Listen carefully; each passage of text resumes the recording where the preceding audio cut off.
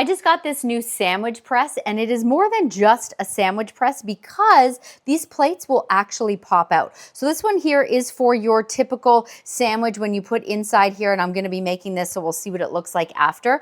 But you can also do like a panini style. You can even do like grill some veggies on here. I've even seen some people like grill some meat.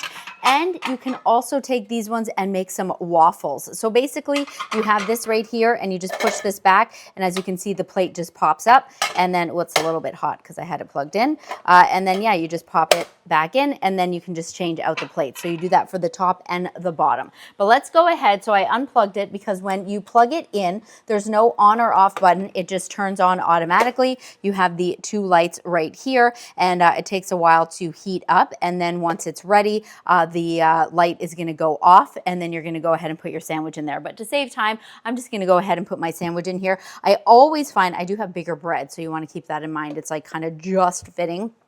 I do find with these ones, it is kind of like a trial and error because it will depend on like the kind of bread you have, how thick your sandwich is. Like the light will turn off to kind of signal, hey, it's ready, it's not ready. And then sometimes I kind of like mine cooked a little bit more, cooked a little less. So just throughout, I like to check it. So I'm going to go ahead, close this, and we'll be right back to see what it looks like.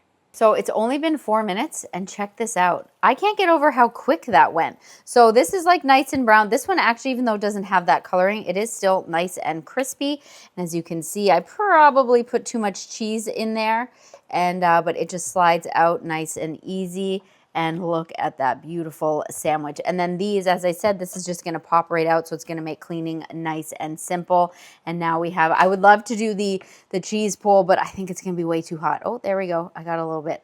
Oh, I also have some turkey in there, but look at that. Oh, this is gonna be so good.